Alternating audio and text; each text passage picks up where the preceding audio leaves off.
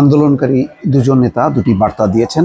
নাহিদ ইসলাম বলছেন, আমরা এখনো সময় দিচ্ছি সহিংসতা নাকি পদত্যাগ। অর্থাৎ সরকারকে বলছে সময় দিচ্ছি, হয় সহিংসতা চান আপনারা নাকি পদত্যাগ করবেন। এটি হচ্ছে নাহিদ ইসলাম বলছেন। আরেকটি গুরুত্বপূর্ণ হাসনাত আবদুল্লাহ বলছেন, সংখ্যালঘুদের উপর নির্যাতন চালিয়ে দায় চাপানো হতে পারে, সুতরাং সবাইকেই সতর্ক থাকতে হবে, সেই বার্তা আন্দোলনকারীরা বলছেন। অর্থাৎ এই তরুণ ছাত্ররাও বুঝতে পারছে যে একটি পরিস্থিতি তৈরি করা হতে পারে, তার কিছু আলামত ইতিমধ্যে পাওয়া গেছে। দর্শক, তার আলোকেই এই কথাগুলি বলছেন। আচ্ছা, নাহিদ ইসলাম কি বলছেন যে আমরা এখনো সময় দিচ্ছি সহিংসতা নাকি পদত্যাগ।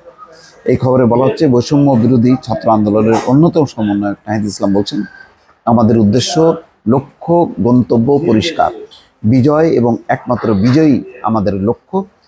আমরা এখনো সময় দিচ্ছি, সরকার যদি এখনো সহিংসতা চালিয়ে যায় আমরা কিন্তু গণভবনের দিকে তাকিয়ে আছি।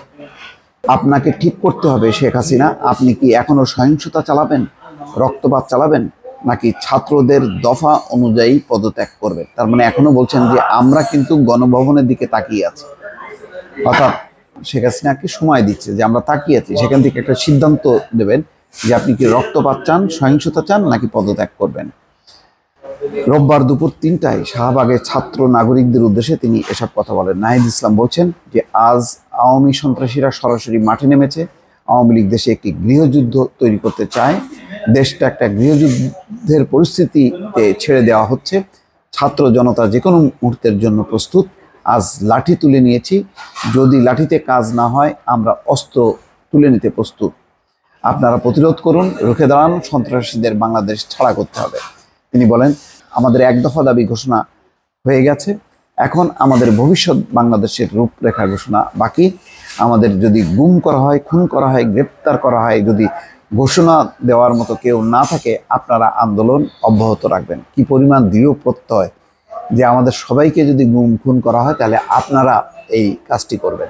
নাহিদ বলেন, আর যদি আমাদের ভাইদের বুকে গুলি করা হয়, আমাদের বোনদেরকেও আহত হয়, আমরা বসে থাকবো না। পাড়ায় পাড়ায়, গ্রামে গ্রামে, মহল্লায়, অলিতে গলিতে প্রতিরোধ কমিটি গঠন করুন, যেখানেই হামলা হবে প্রতিরোধ গড়ে তুলুন। নাহিদ ইসলাম বলেন, আমরা এই সরকারকে মানি না, এখন থেকে দেশের নেতৃত্ব দেবে ছাত্র জনতা। ছাত্র জনতার ঘোষণা চূড়ান্ত ঘোষণা।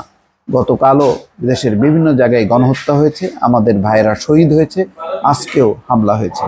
আওয়ামী লীগ দেশে গৃহযুদ্ধ তৈরি করতে চায় উল্লেখ করে নাহিদ বলেন, আজ আওয়ামী লীগ সন্ত্রাসীরা মাঠে নেমেছে। আওয়ামী লীগ দেশটা একটা গৃহযুদ্ধ তৈরি করতে চায়, দেশ একটা গৃহযুদ্ধ পরিস্থিতিতে ছেড়ে দেওয়া হচ্ছে। ছাত্র জনতা যে কোনো মুহূর্তের জন্য প্রস্তুত। তিনি বলছেন, আমরা এই খুনি ফ্যাসিস্ট সরকারের বিচার নিশ্চিত করব এই বাংলার মাটিতে। শাহবাগে আমরা এসেছি আজকে, সরকার পতন না হওয়া পর্যন্ত শাহবাগে আমাদের অবস্থান জারি থাকবে। পুনরায় মোবাইল ইন্টারনেট বন্ধ করে দেওয়া হয়েছে, ব্রডব্যান্ড ইন্টারনেটও বন্ধ করে দেওয়া হতে পারে। এই ধরনের ষড়যন্ত্র এবার কোনো কাজে লাগবে না। যদি ইন্টারনেট বন্ধ করে দেওয়া হয় তবুও আমরা রাজপথে থাকব। এইদিকে আর এক সমন্বয়ক খুব গুরুত্বপূর্ণ কথা বলছেন, অর্থাৎ একটা পরিস্থিতি তৈরি করা যাতে প্রতিবেশী দেশও সেই বিষয়ে তাদেরকে কাছে টানা যায়। সংখ্যালঘুদের উপর নির্যাতন চালিয়ে দায় চাপানো হতে পারে হাসনাত আবদুল্লাহ। তিনি বলছেন যে আজকের রাষ্ট্রীয় কায়দায় সংখ্যালঘুদের উপর নির্যাতন চালিয়ে তার দায়ভার ছাত্র জনতার উপর চাপানো হতে পারে। সংখ্যালঘু নির্যাতন নাটকের ফাঁদ থেকে বিরত থাকুন। রোববার সন্ধ্যা 7টার দিকে হাসনাত আবদুল্লাহ এক ভিডিও বার্তায় এসব কথা বলেন। তিনি এটি তার ফেসবুক আইডিতে শেয়ার করেন। হাসনাত আবদুল্লাহ ভিডিও বার্তায় বলেন, আমাদের পরিচয় কোনো হিন্দু, মুসলিম, খ্রিস্টান, বৌদ্ধ নয়। আমাদের পরিচয় হচ্ছে মানুষ।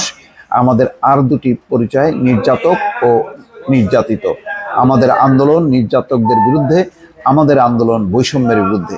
এদিকে যারা লং মার্চে আসতে পারবেন না তাদেরকে স্থানীয় সংখ্যালঘু গোষ্ঠীকে রক্ষার নির্দেশনা দিয়েছেন সমন্বয়ক আবদুল্লাহ সালেহীন আয়ন। দর্শক, ঘোষণা খুব পরিষ্কার এবং ছাত্ররা খুবই দৃঢ়চিত্ত। এখন এই পরিস্থিতি উত্তরণে সরকার কি করবে, এই জন্যই নাহিদ ইসলাম বলছেন যে আমরা গণভবনের দিকে তাকিয়ে আছি। দর্শক, ভালো থাকবেন। আল্লাহ হাফেজ।